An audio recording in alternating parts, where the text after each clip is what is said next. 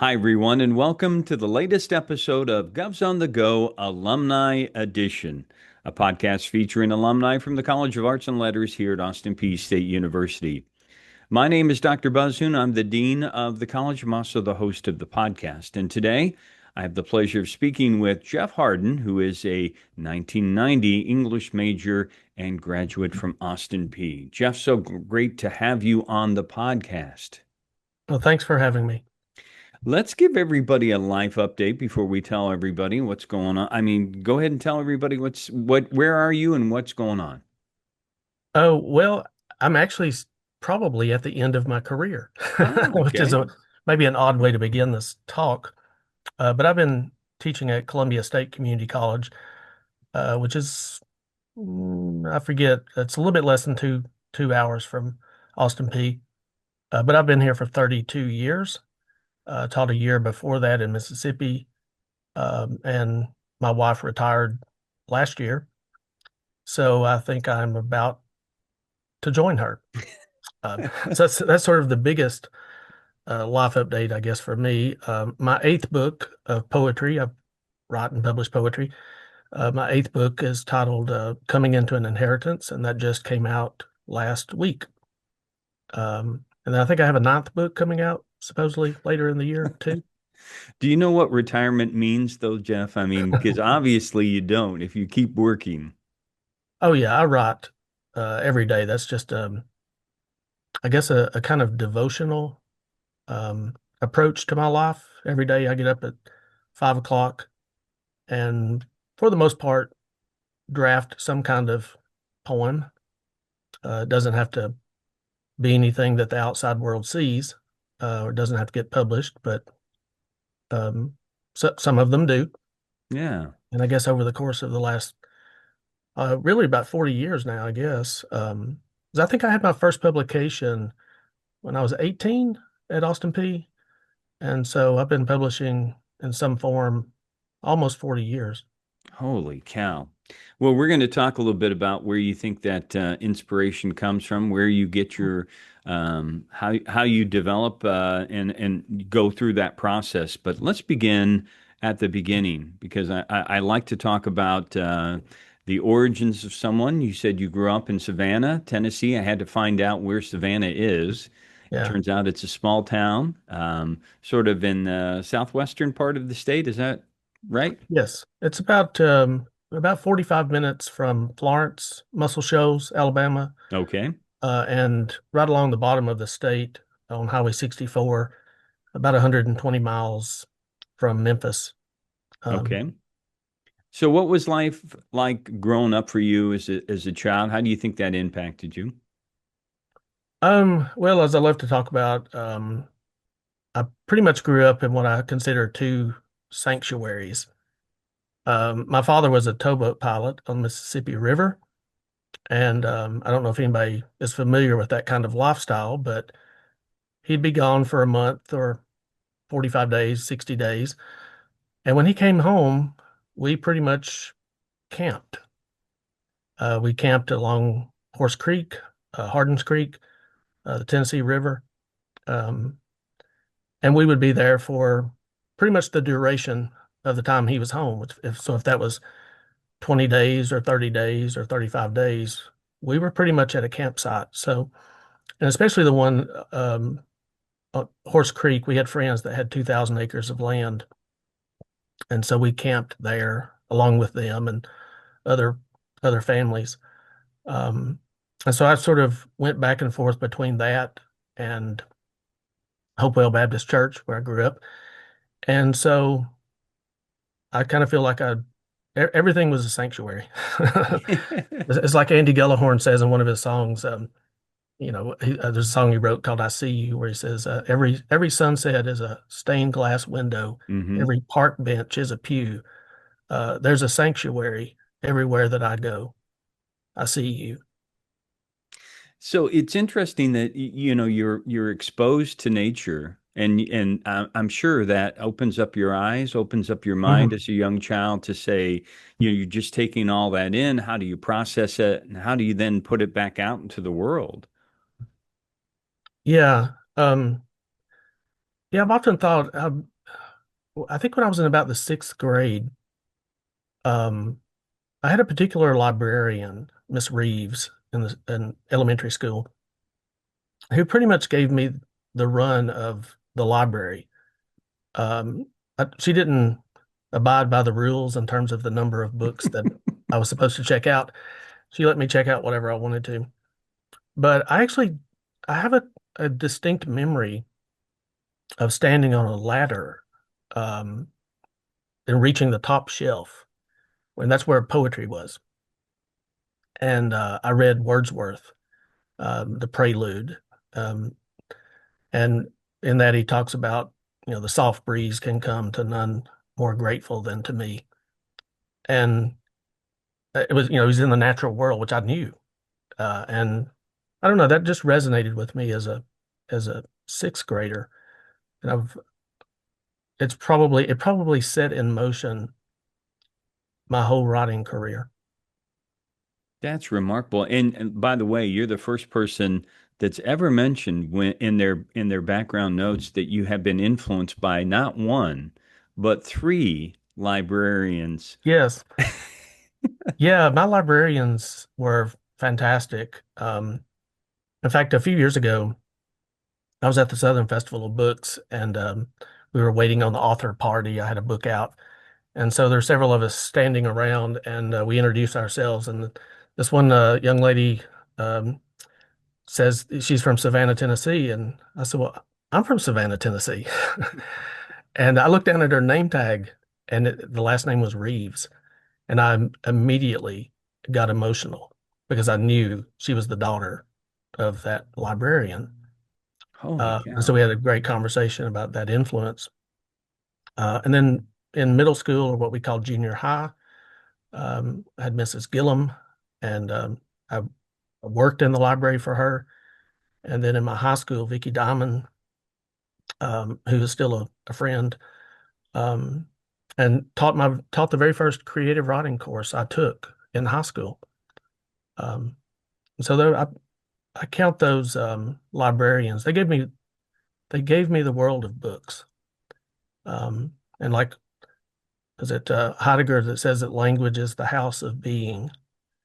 And so they were probably the first ones who showed me into the house. You also mentioned a poet, Phyllis Tickle, I believe, she visited your Yeah, she school? was she was a poet in the schools. Um, in fact, she may have served. I don't think she served as poet laureate, but she was a poet in the school. She came during my 11th and 12th grade years, and I think it was during my 12th grade year, she asked, or I maybe offered to show her some of my poems. And really, she's the one who directed me to Austin Peay. Um, she sat down with me in the library one day after she'd read, you know, a notebook of, of some of my poems, and she said, "You're it. You're you're the reason I've been doing things like this around the state." And she said, "If you're serious about writing, then here's a recommendation of people to read." And uh, Austin Peay State University has the Center for Creative Arts, and you might apply for scholarships there, which I did. She even mentioned graduate schools and the idea of a Master of Fine Arts in creative writing. Um, and so she, in many ways, got that ball rolling. And That's I rem kept in contact with her through my years at Austin Peay. We wrote letters back and forth. She still looked at many of my poems. Later, I think in 1996, she edited an anthology called Homeworks. It was a collection of Tennessee authors, and so I was in that with a poem called Pickwick Lake, which is in my home county. So you were directed there by Phyllis Tickle and here to Austin Peay. And do you remember your first visit? Did you Yes. come for a visit?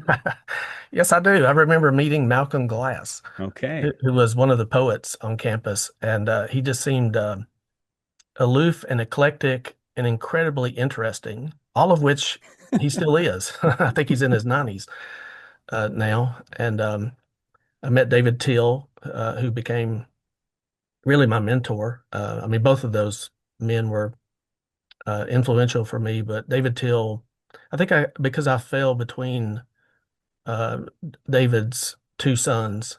He had one a year older than me, one a year younger. And so I kind of fell right into that dynamic, I guess. And I spent uh, I love to say that much of my education at Austin Peay, I had great professors, by the way, but much of my education really took place in David Till's office.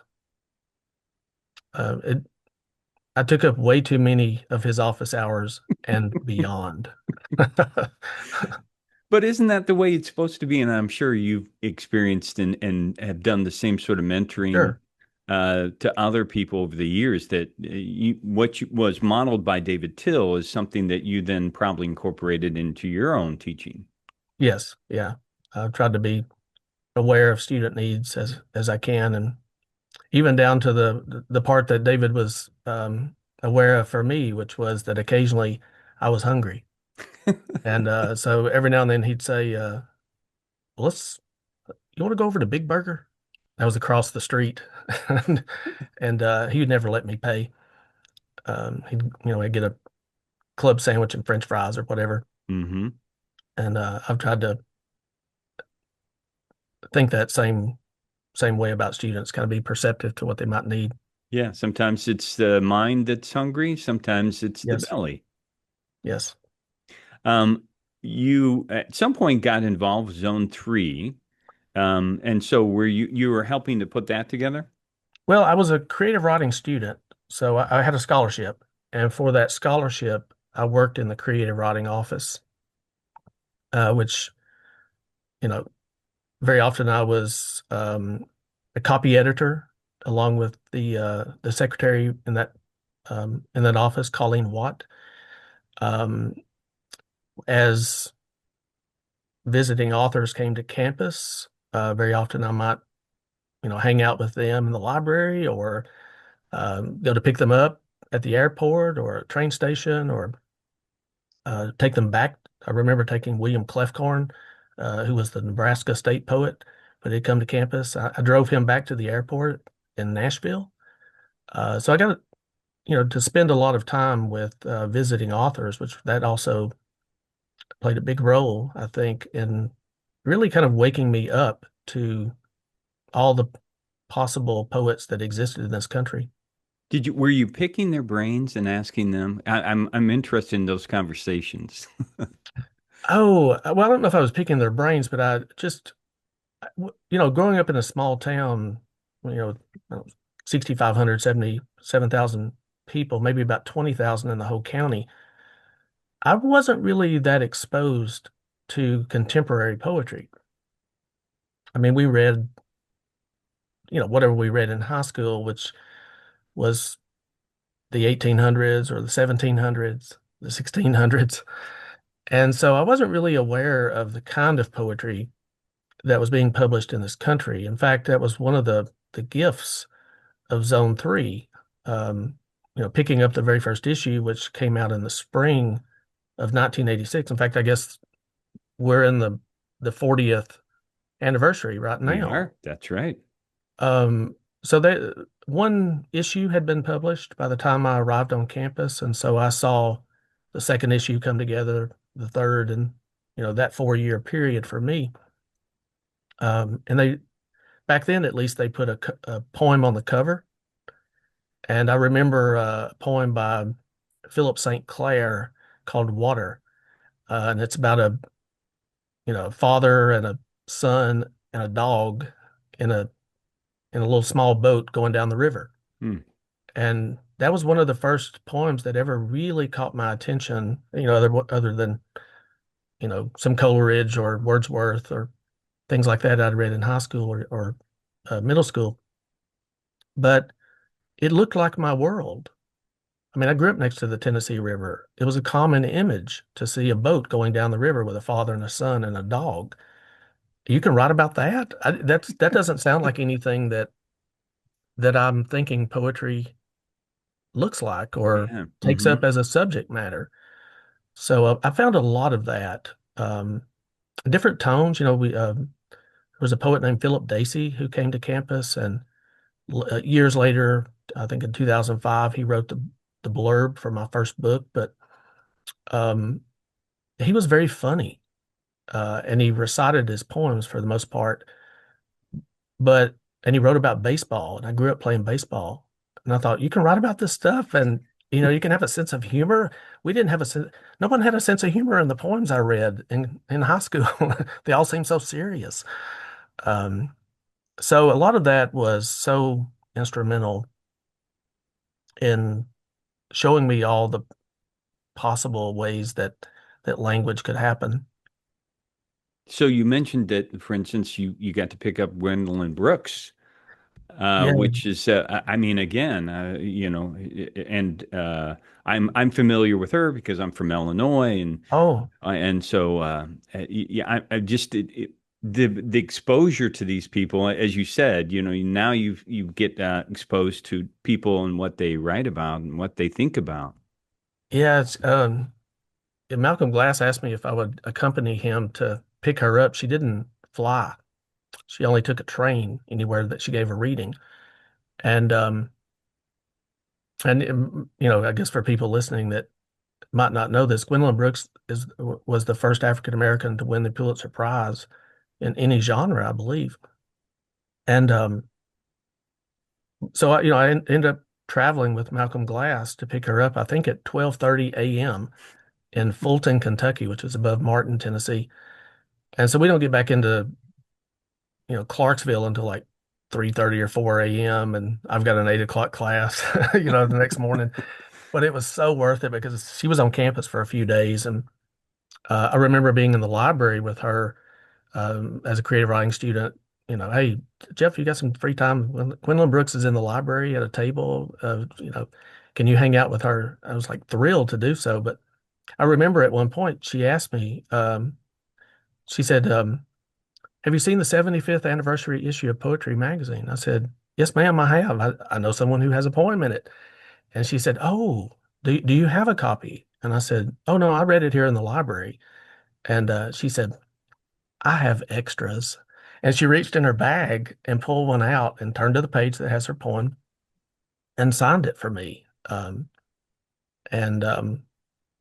Not that anyone needs to know this, but in 1989, a couple of years after that, my house was on fire in my hometown. It didn't burn down, but at one point we could go back in and get anything real quickly. And so I got all of my computer disks that had anything I'd ever written on them and that 75th anniversary issue of Poetry Magazine. And I walked out of my house thinking, well, I could lose the rest of it.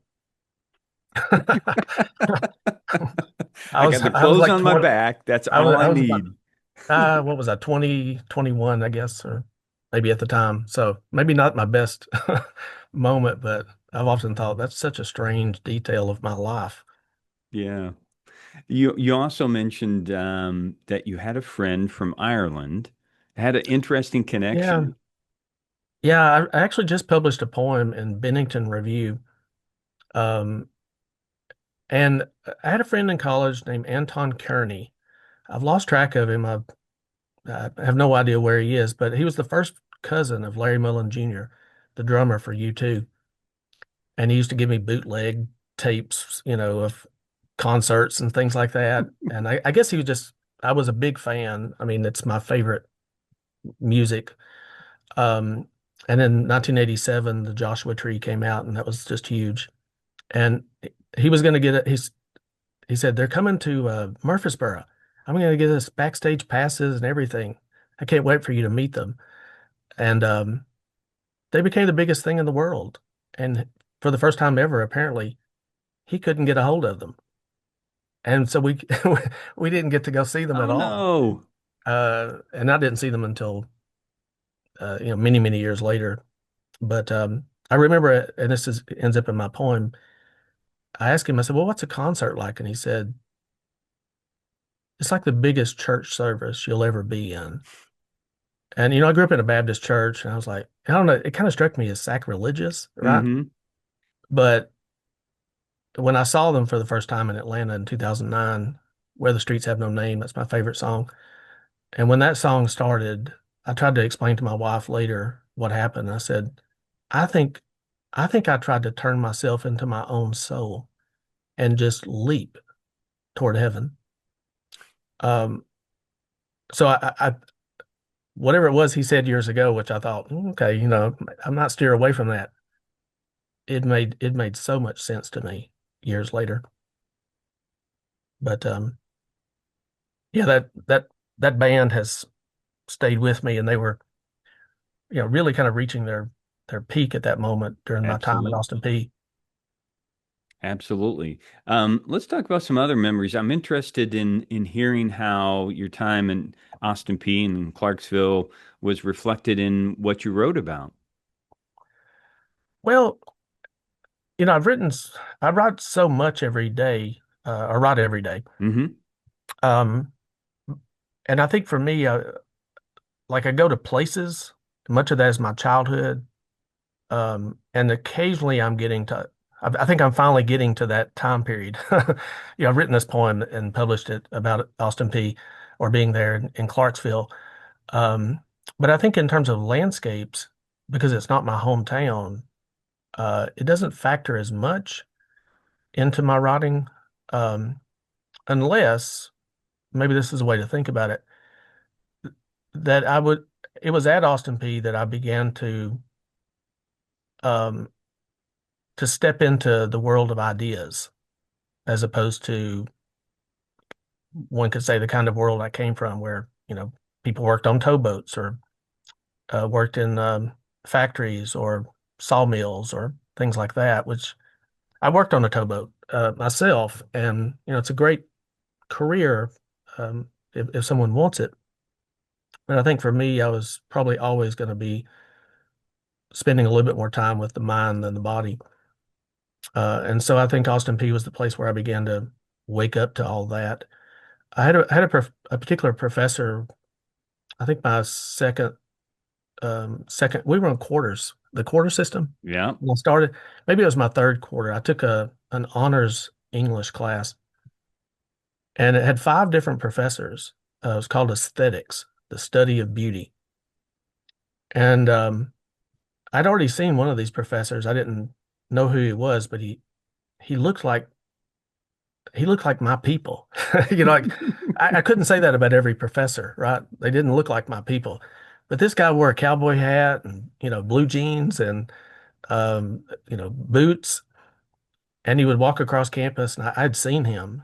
And then it turned out he was the very first professor in that course.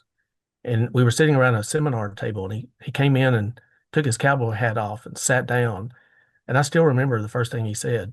His name was Bert Randall, by the way, taught philosophy. And he said, "I love to learn." Now, I'd never I'd never heard a grown man say that. I'd never heard a grown man say anything close to that. Yeah. Um, and that gave me, well, I guess that's what teachers do, right? They give students permission to access a part of themselves that perhaps in the world they wander around in, they don't have as much opportunity to access, a kind of self, a kind of dimension of who they are. Um, and I love to, I mean, obviously I spend all my time in libraries as in from elementary school on. And so I was just this voracious reader, but I hadn't heard a grown man like step into the joy of that. and it just made so much sense to me. Yeah, it gives you permission to do the same. Yeah. Yeah, I think that's great. So at some point, in your time here in Austin Peay, do you decide you're going to continue on with education? You're going to get a graduate degree? Um, Yes. Yeah, I knew immediately that I was probably going to go on to graduate school. I did prepare myself. I was certified to teach high school English, just in case, the college professor thing didn't work out eventually. But um, I mean, I kept a bunch of balls in the air, I think, as anyone does. yeah. I mean, I also minored in marketing, so I'm kind of one of those weird people who I spent half of my time on in the humanities and half of my time in the business school. Yeah, that's unusual. And I don't think either one kind of understood why I was on the other side of campus. But for me, it made sense. And um, but yeah, when I went to graduate school at the University of Alabama, um, I mean, I had a teaching assistantship, so I could teach a couple of classes a semester and pay for graduate school. And I liked it so much. I mean, I liked it obviously more than teaching high school. I think it was the freedom of it. I had a little bit more freedom about what to teach, how to go about teaching it. Um, and so I just kind of never looked back, and I got lucky enough to land where I am, and I've stayed here for 32 years. So let's talk a little bit about that. Getting into education, making your a home there at Columbia State.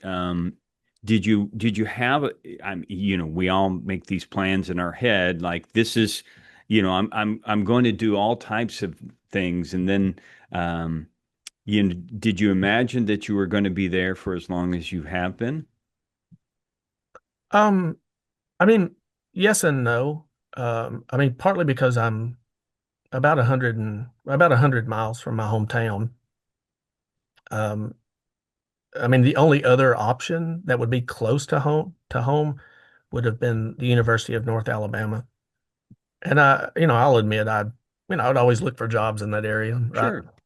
Um, but I mean, if I went somewhere else, it would be, you know, 2 or 3 or 5 or 9 hours from home. And I, you know, my wife I graduated high school with, and she was salutatorian of my graduating class. So, we both have family that I don't think we wanted to get too far away from. Um, but I suppose if something had opened up and it wasn't too distant away, Belmont or Austin Peay, maybe places like this I might have considered. But but I don't know. There's something really kind of interesting about being at a community college. It's like Epictetus says, everything has two handles. You just have to be careful which one you pick up. Mm-hmm. And teaching at a community college has a negative handle. If I want to focus on some of that, um, it's teach 5 classes a semester. It's writing intensive for the most part.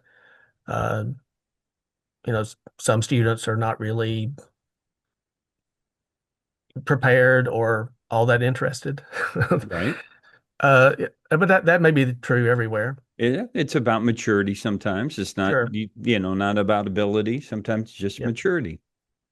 But uh, but I think the cool thing for me um, is that I've been witness, all these years to particular students coming through who maybe they come from backgrounds like I did. I'm the first person in my family to go to college, and many of my students that the same thing is true for their lives. They're the first person in their family to go to college, and they may not know exactly what they're getting into, or they're apprehensive, and I'm a testament to how this education kind of changed the trajectory of my life.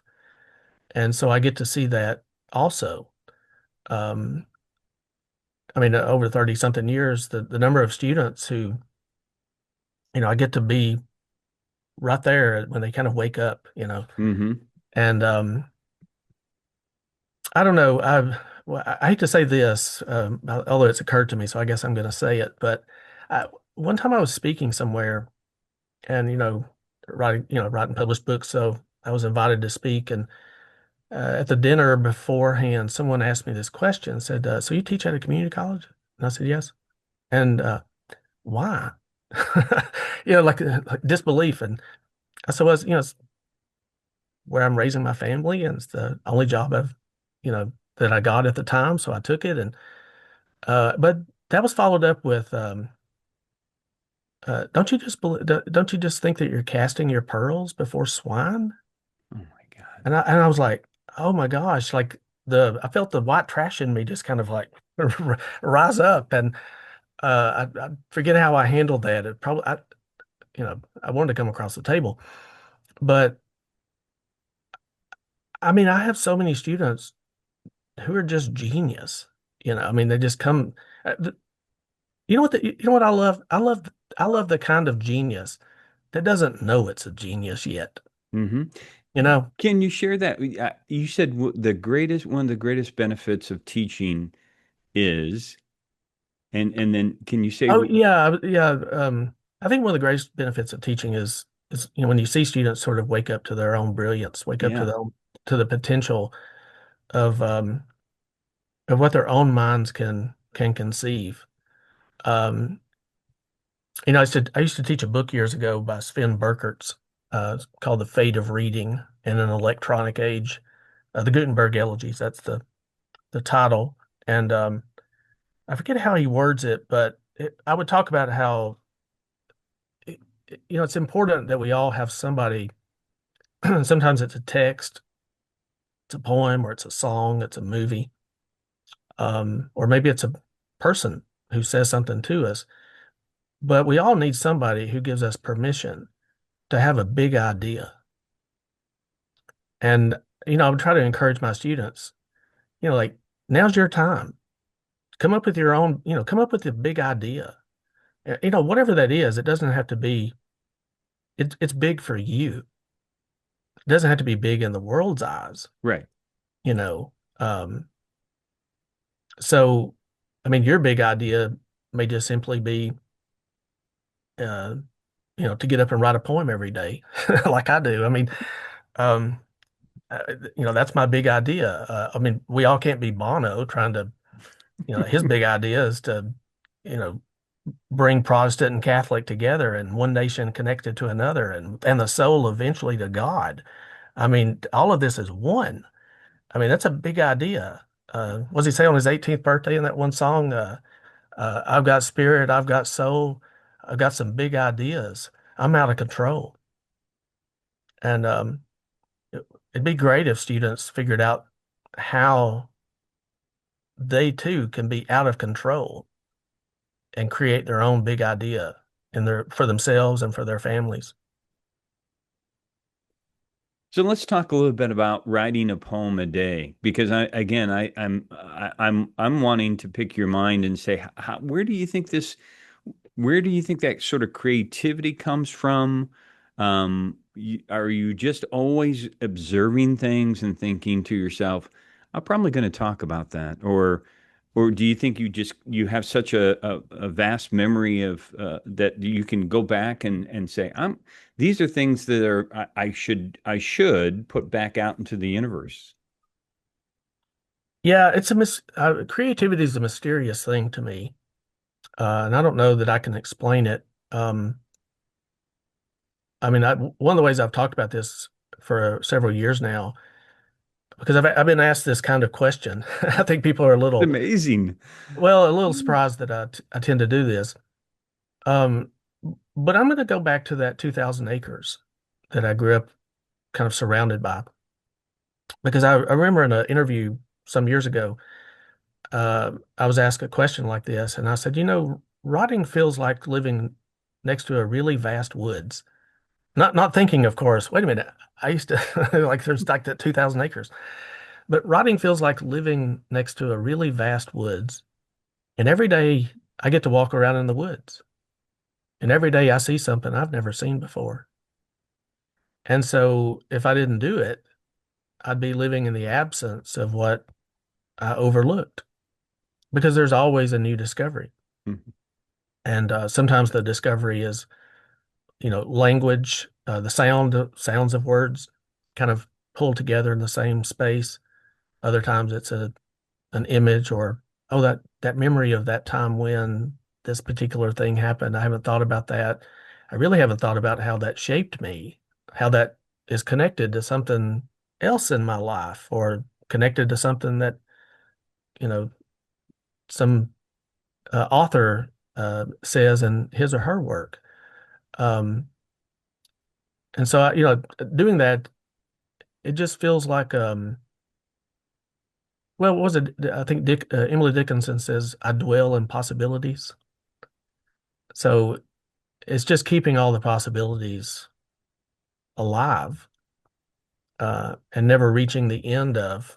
Well, uh, was it Edmund Jobs, a particular French poet? He said, a word has a meaning which leads to another, which leads to another, which makes us finally realize that we are only at the threshold of the word. And so I guess I'll say this. Why do I write every day? Because I get to stand at the threshold, Yeah. you know, and I mean, part of it's just the mansion of being, I guess, as Heidegger talks about, um, but it's the threshold of possibilities too. Yeah. And you never know what the next thing will be. I've been lately. I've been trying to. I can't really. I can't pronounce the word. I think, but it's like Hapax legomenon or something like that. But it's this idea that there are particular words that only appear once. And so I think I'm starting a project where I'm writing about words that only appear once. Shakespeare has a whole bunch of them, and there's even in the Bible there are certain words that only appear one time in the Bible. Um, and so it seems like there's always another idea, another thing to think about and pursue. Well, Jeff, it's amazing to me but I am amazed by artists that see the beauty and can then translate it in painting or some other way. I'm amazed by musicians that are able Yeah, to capture the same sort of thing and for you to do the same with words and in a way, it's just a gift I think that the Spirit provides and it is our duty to not just keep those kind of things to ourselves is yeah. to put them back out to the world. So I think that's great that you do that. Let's talk a little bit about recommendations that you have for students because you encounter obviously students every day and you are obviously a mentor and a supporter of students, but you had some really terrific advice because this is something I want our students to hear. Let's talk a little bit about some of the recommendations that you have.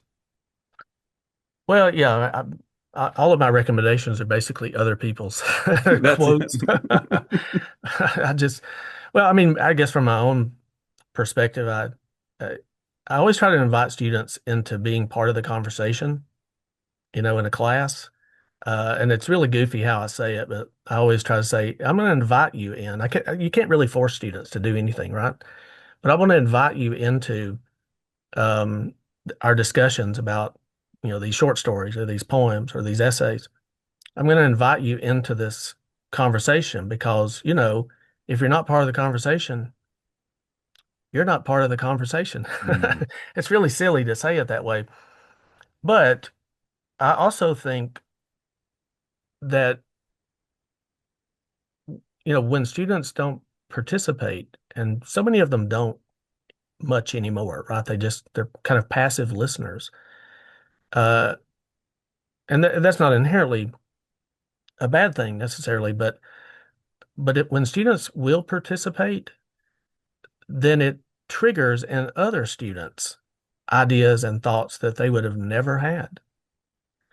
And it's probably a terrible metaphor, but remember the pinball machines? Mm-hmm. You know how a pinball will just bounce off and like boom, boom, boom, boom, boom, and hit a whole bunch of places. I think that's what happens when people say things in the context of other people's presence. All of a sudden, this bounces off one student one way, and boom, boom, boom, boom, boom, boom, and the entire thing that we're discussing is not just limited to the doofus at the front of the room. I mean, I'm just the one who's trying to get this conversation started. Like the Black Eyed Peas say, let's get it started in here. And but I have a lot of students who don't really participate like that. And I'm not trying to shame anybody, but I feel like it's not just a diminishment for them. It's a diminishment for all of us because you never know what thought or statement a person might have made or insight that would then trigger in somebody else something that's, revealing to them or an insight to them. So that's, if I could do anything, I'd have my students participate a little bit more. Um, but yeah, I had like a long list of things I wrote down, and as Jason Isbell says to his daughter in one of his songs, find what makes you happy and do it till you're gone. Mm. I think that's a great um, bit of advice, and I think I mean, that would be something I would tell students. Find out what makes you happy, not what makes your community, your parents, your friends. Um, and I know how difficult that is. I was offered money to go into a nuclear physicist program when I graduated high school, and math and science were my best subjects. And what did I do? I studied English, and then I studied business, and and I'm still studying finance, and I do the stock market, and I found all the types of things that have made me happy, and maybe I would have been happy with a whole lot of things. But even when I mean, I don't talk a whole lot about this, but there were, especially from the business side, when I left Austin Peay, there were some options or possibilities I could have gone, paths I could have gone down, including pharmaceutical sales. And I don't know, it felt like a kind of temptation being held out to me, which was like, that's a lot of money. Yep. There's so much possibility here. And, but I decided to just go with what I really love, which is words and language and short stories, novels, poems, plays, essays. So, finding what makes you happy can be kind of a difficult thing, especially when there are a lot of voices around you saying, here's an option, here's an option. Have Right. you ever thought about going into, you know, and but it's like, William Stafford says, find a groove wherever you stand. And so he was one of the poets I met more than once at Austin Peay. And I still teach his poetry all these years later. And he is an example of someone I think who found a groove and kind of, and I hear that kind of like, the albums that are dropped down, It's immediately what I thought. Yep. yeah. And The so needle. that you put that needle down. And so when you find that groove, it begins to make its own music. Right. And so if you find the groove, I mean, sometimes you can only find the groove where you stand. You didn't get that other option. You didn't get that other job offer. Um, but you find the groove where you are and you make the music that only you can make in that particular location. Um, and then, one of the poets I was introduced to, not physically, not, literally, but I found his work at Austin Peay was the Swedish poet Tomas Tranströmer, who eventually won the Nobel Prize for Literature many years later. But I quoted him so often through the years, and he says in something that he wrote, he says, impossible to tell who the teacher was. And I mean, I know we think the teacher is the person at the front of the room, and I guess technically that's true. But the teacher is also the person sitting next to you, and um, whoever you run into. and whatever text you read, whatever song you listen to. Um, or if you're looking at a spider and a fly and you're Edward Taylor in the 1600s, it's teaching you a moral lesson too. I mean, it's impossible to tell who the teacher is, especially if you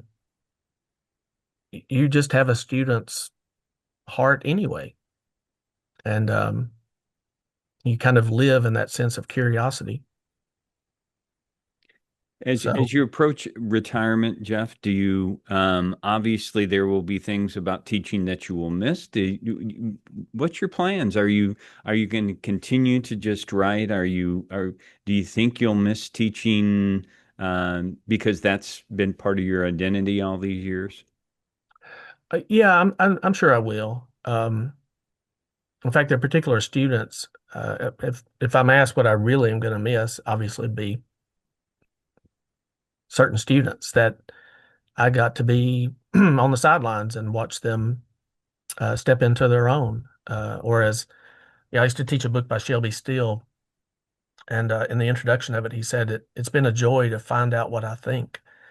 And I really don't think people know what they think, but they do discover what they think. And I've gotten to um, that sort of sideline view of watching students find out what they think about, X, Y, or Z. And I think I will miss that part of it. But I've balanced teaching and my own writing life, so I guess I'll just be more in the writing life part of it, and spending time with my wife and kids, that kind of stuff. Well, it sounds like a great plan. I hope so. Yeah. I I'm hope I I'm right don't. there. I'm almost there with you, Jeff. I'm Yeah, almost there with you. So I definitely hear that that is very tempting. And but I can tell you I've really appreciated not only your time but your insight and you talking about your story. It's been a great discussion. Thank you for being on the podcast. well, thank you. Thank you for having me. And thanks to our viewers and listeners out there for checking out the podcast. We hope you will join us as we continue to profile some of the outstanding alumni we have here in the College of Arts and Letters at Austin Peay State University. So until next time, stay safe, take care, and God bless.